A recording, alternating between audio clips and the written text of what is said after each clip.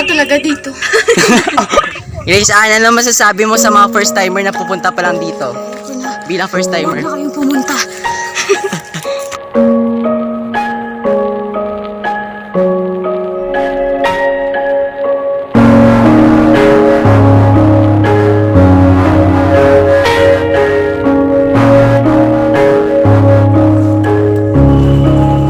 up mga kababay?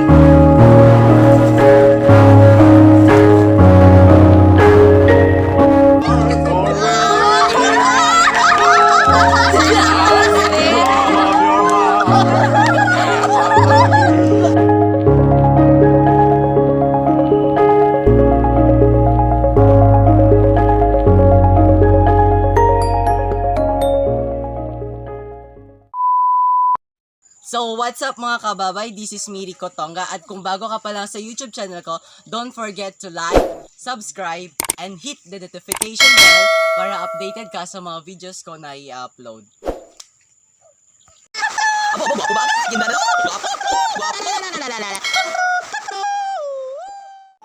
So, good morning mga kababay. So, nandito kami ngayon sa 1-8 pa lang kami ng journey namin dito papuntang San Ramon. So, Grace, ano naman masasabi mo sa dinadaanan natin? Ayoko na. Ano?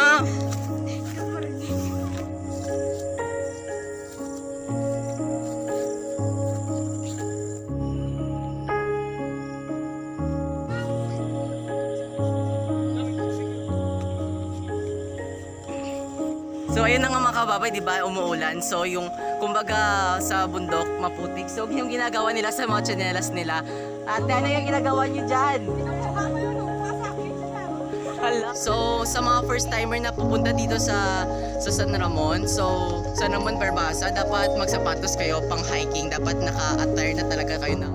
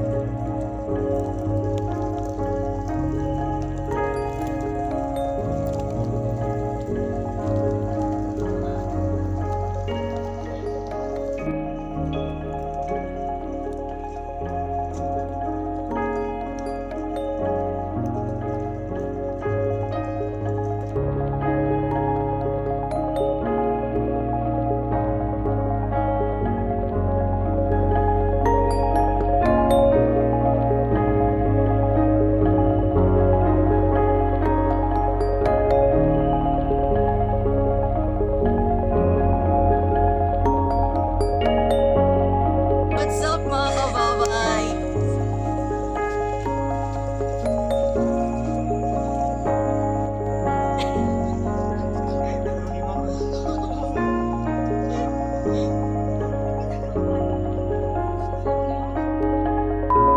So sa 3 hours namin na lakaran, na hiking, so nandito na kami sa Barangay San Ramon.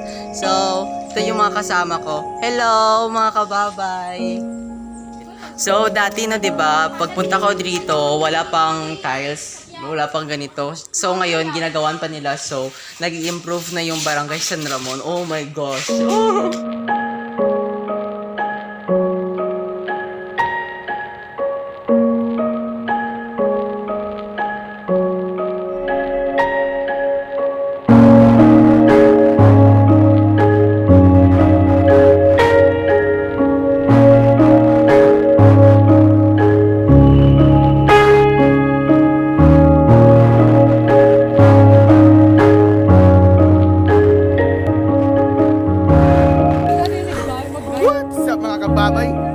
Babay, alam mo ba kung bakit mga kababay? Kasi idol ka ni Rico, babay. Rick, idol mo kay Rico si babay ako. Babay Teresa yun. So yun po mga kababay, pababa na po kami ngayon papuntang falls. So let's go and come with our journey. Join us. Let's go. Bye.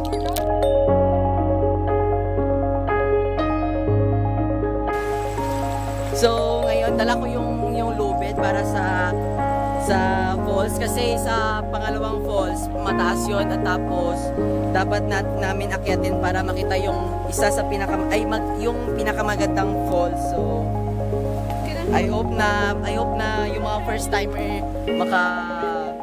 makaakyat ng safe sila. So yun na nga.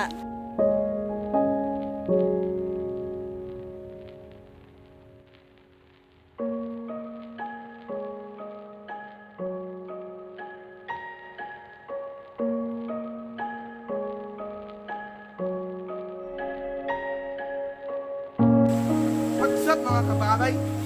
Nadaan na kami mga kababay. Shout out Calvin Rubidu. Shout out, bye-bye.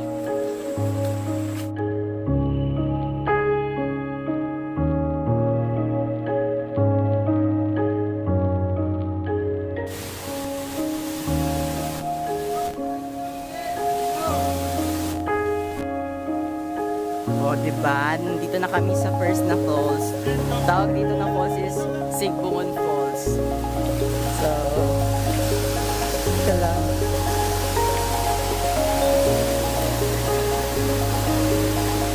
So, nandito na kami sa pangalawang falls. Malapit na. Papunta na kami. Yun o, guys. Mga kababay. Yun. Diba? Ang ganda. Ang taas. Yan yung aakyatan namin mamaya. Yes, aakyatin namin. So, ito yung madadaanan.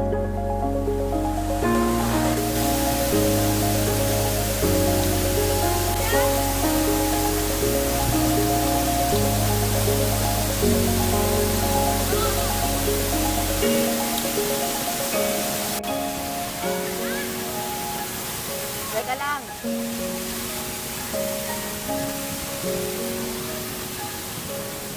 Teka lang. Teka lang. Teka lang mga kababay.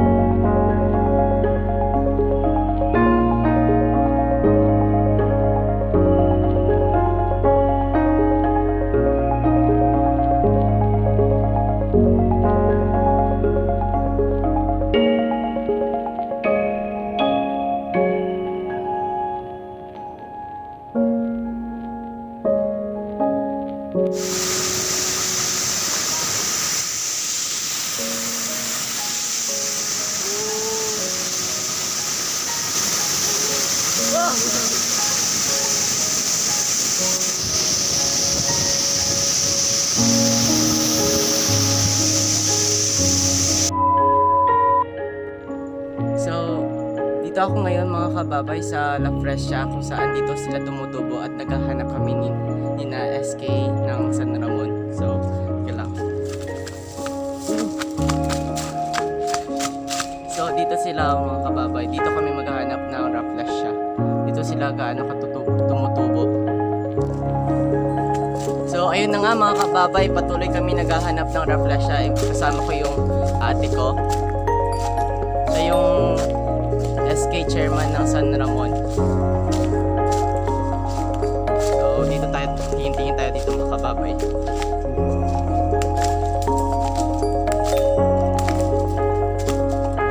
Yun, may nakita na ako. Kaya lang, parang hindi natin siya naabutan kung paano namulaklak. Yan na.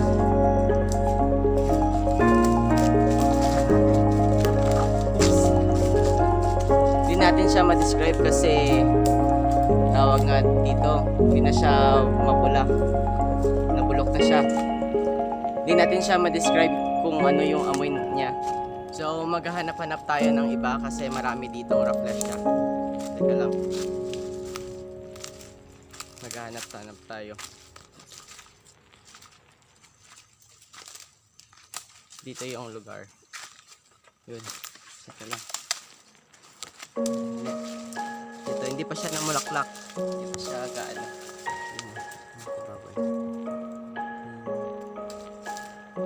Mga December pa yan or mga first week of December mga kababay. So, mga first week of December pupunta pa tayo dito.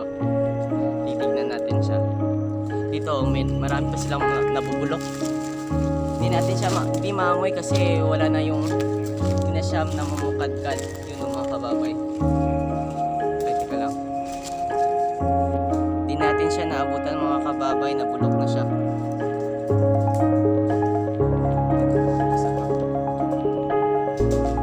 Tapos dito pa yung hindi pa namumukadkad. Susukatin natin mga kababay ng kamao ko yung bulaklak ko, diba? Hindi pa siya gaano ka bumubuka pero ang laki-laki na mga palad yan. O, diba? Hindi natin siya ma-describe kasi hindi pa siya bumubuka. So patuloy pa rin kami naghahanap ng magandang at malaking rafflesia sa kami sa Masukal. Pero ang lamig-lamig dito mga kababay.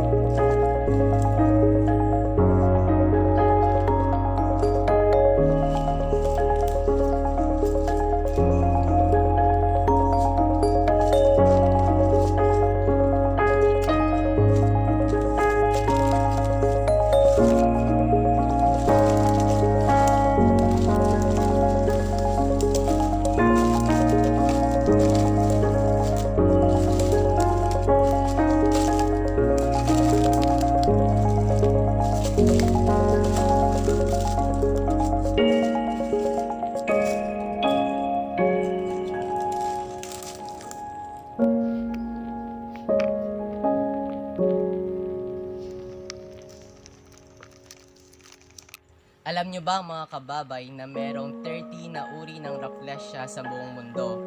At hindi ko lang alam kung anong klaseng rafflesia to kasi hindi pa siya namumukadkad at yung isa naman ay nabubulok na. Tapos, balik ko.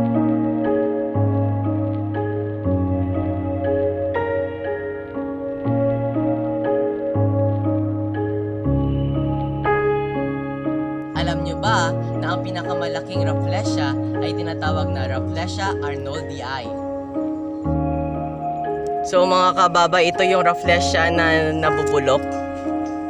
Marami sila mga kababay hanggang pa dun sa taas, hanggang dito. Ano?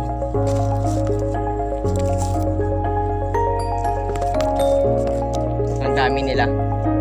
So papauwi na kami mga kababay. Babalik na lang kami siguro mga second week of December. Sure na meron bulaklak na yung rafflesia. So, paano ba yan mga kababay?